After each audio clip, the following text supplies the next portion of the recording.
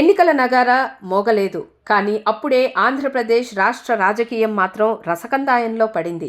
ఇప్పటి వరకు అధికార Jagan party versus TDP, Janasena అన్నట్లుగా పరిస్థితులు ఉంటే, ఏపీసీసీ చీఫ్గా వైఎస్ షర్మిల బాధ్యతలు చేపట్టిన తరువాత అధికార వైసీపీ వర్సెస్ వైఎస్ షర్మిల అన్నట్లుగా పరిస్థితులు మారిపోయాయనే ఓ చర్చ పొలిటికల్ సర్కిల్లో వైరల్ అవుతోంది.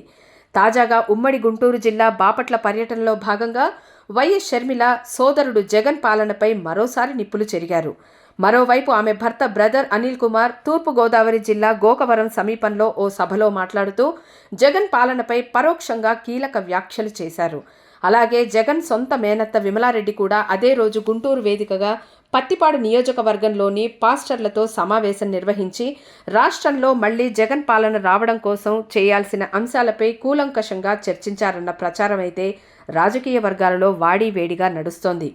అయితే గత ఎన్నికల వేళ ఒక్కరి గెలుపు కోసం అందరూ కలిసి పనిచేశారని, ఇంకా క్లారిటీగా చెప్పాలంటే జగన్ని అధికార పీఠం ఎక్కించడం కోసం వైఎస్ షర్మిల పాదయాత్ర చేశారు.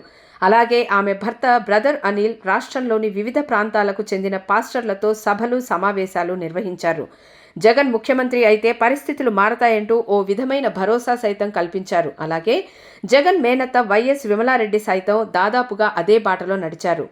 ఇక జగన్ అధికారంలోకి వచ్చిన తర్వాత పరిస్థితులు పూర్తిగా మారిపోయాయని, దీంతో వైఎస్ షర్మిల ఎటువైపు అడుగులు వేశారో అందరికీ తెలిసిందేనని అంటున్నారు.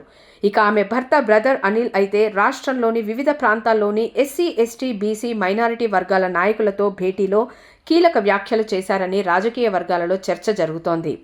ఇక వైఎస్ షర్మిల పీసీసీ అధ్యక్షురాలిగా బాధ్యతలు చేపట్టి ఏపీ రాజకీయాల్లో కీలకంగా వ్యవహరిస్తుండడంతో పాటు జగన్ పాలననే టార్గెట్గా చేసుకొని దూసుకుపోతుండడంతో జగన్ తన మేనత్త విమలారెడ్డిని రంగంలోకి దింపారని, దీంతో రాష్ట్రంలో ఇప్పటి వరకు జరిగిన రాజకీయం ఒకలాగా ఉంటే ప్రస్తుతం జరుగుతున్న రాజకీయం అందుకు పూర్తి భిన్నంగా ఉందనే ఓ చర్చ అయితే సదరు సర్కిల్లో వైరల్ అవుతోంది.